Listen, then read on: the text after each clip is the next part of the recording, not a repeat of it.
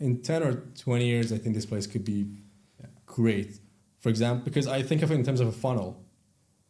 As a government, you want to make governance, tax, visa easy for smartest people to come in. Correct. When they come in, you have a short few year window before they decide to stay and build here or leave somewhere else. Yeah. Singapore has clearly succeeded when it comes to bringing entrepreneurs. Fair. But you can see that it's a mixed feeling. I don't want to say it's a hell no for people to stay. You can't really fully say, it's not an obvious hell yes to stay. Some people stay, some people leave.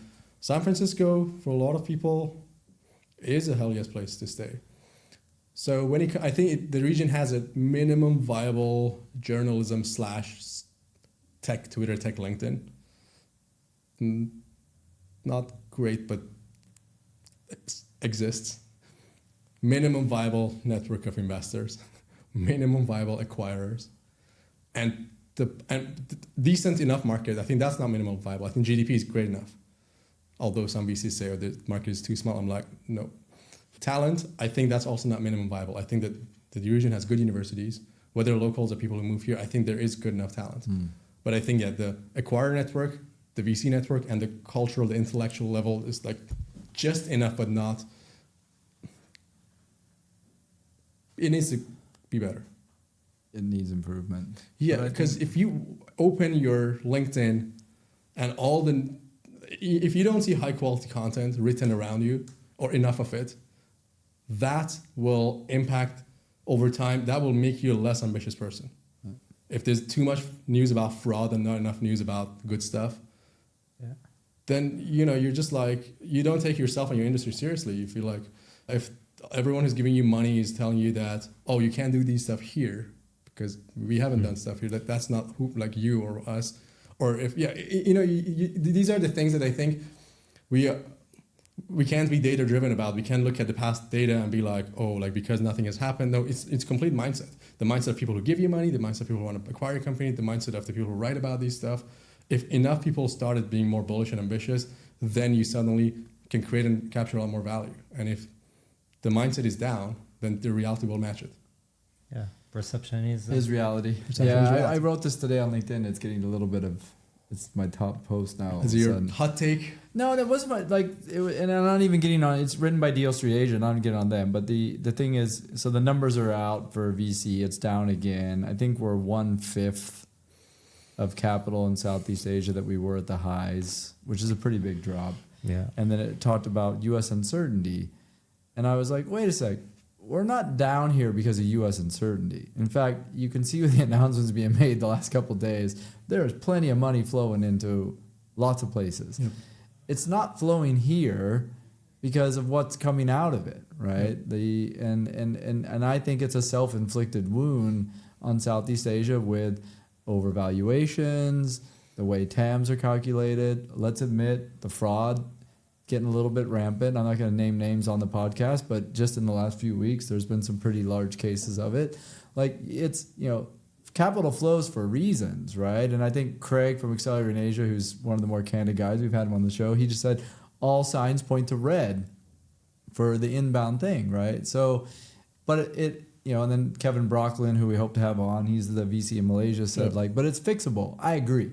Yeah. Like and I'm not here because one reason or another. It's more but I agree with you that it is kind of an MVP. But what you need an MVP is to kind of keep working on it. And what I fear sometimes is it structurally being worked on enough to make it more than an MVP, and is it even falling back a little bit, right? Like I think as a person who has, so I personally, I think because of my life experience, but also my founder experience and I guess the need, I've had a strong need for not waiting for things outside of me to make my situation better. So I think I've become, that's my strong bias. But given that, I think this situation will become better in given only one condition, which I do think will eventually come through. And that is when the region will have new money and some people. And new money, because this is one of my tropes that I get in trouble for. New money means old family money and conglomerates not controlling everything. Let me elaborate it so that... Because that's kind of what happens. I was thinking about it when... But that's kind of what happens. No, I think they will... The biggest investors in a bunch of things are families and conglomerates. It's not so much... I think the way so it's like you need a bunch of people. Let's say when I go to Silicon Valley, most of the smart. I mean, not most. Some of the smartest Singaporean and Malaysian founders that I know are now in Silicon Valley. So when I went to university in 2015, Malaysia was such a hot startup ecosystem. Fave, Grab, StoreHub, iFlex at the time. There was a bunch of startups, VC funded. Yeah.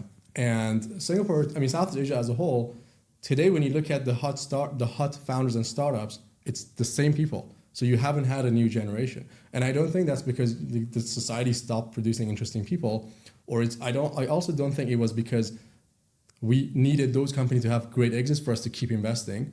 I think it's because the people who were investing did not understand the asset class, which is venture capital.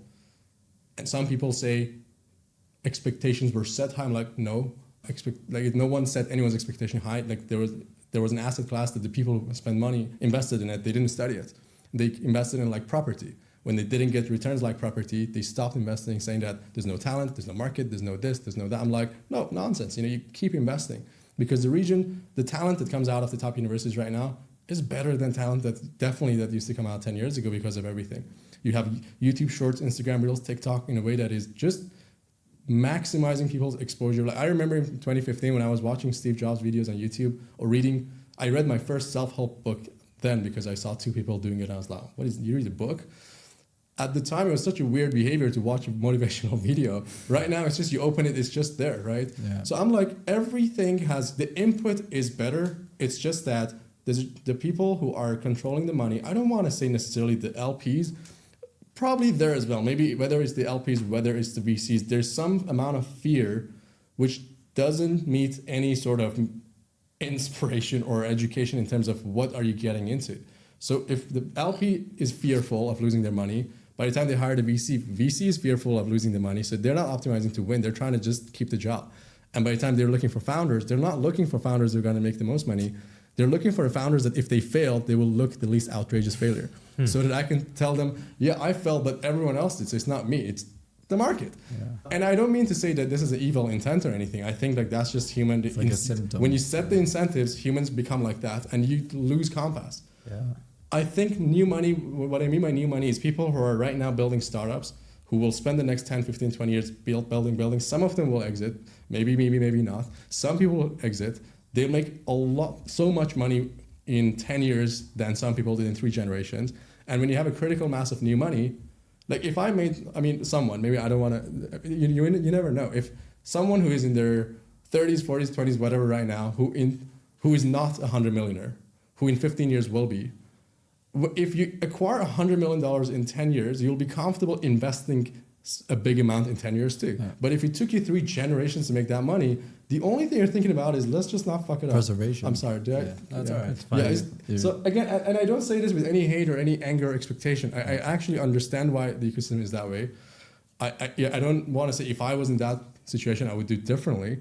But I do think it's important to say it this way so that founders understand this narrative and they can choose if they want to understand what you're dealing with. And I totally agree. And I look a lot of the times we don't talk about it, so founders assume that okay, we're inferior and we can't do it. It's impossible in this market. We're probably not that type of people. The VCs are saying after all that the market wasn't good. The McKinsey report was wrong, and that means it's like I'm like, well, let's just be real a little bit. It's a rinse and repeat narrative. Yeah, I want to say that in Israel, that's exactly what happened. People are now doing second time, third time because it didn't take them 3 generations. Well, no, that's why I always joke that if you actually saw more Lambos in Singapore that were owned by startup founders, it would change things because the Lambos you see are not startup founders. It's a matter of time. I think it's a great thing that, like, I want to be mindful of like people watching because I know that sometimes if I say, oh, go to SF, the ones who can't go to SF, I don't want them to not be able to get out of bed tomorrow. And that is an actual But I think you set the table with MVP. MVP means it's possible. Yeah, I'm like, acknowledge this reality. Don't beat yourself too much if you can't leave. Those who can go, I think it's a good thing. Yeah. Go there, but maybe find a way to loop back to this flywheel. Makes sense. And the ones who stay, just now that you know you need to have some connection with a different funding ecosystem, now that you're conscious about the problem, you can solve it. If you're not conscious about it, then you do nothing for it. Makes sense. Yeah. Well, we could do this for a long time, but it gets dangerous. Danger zone.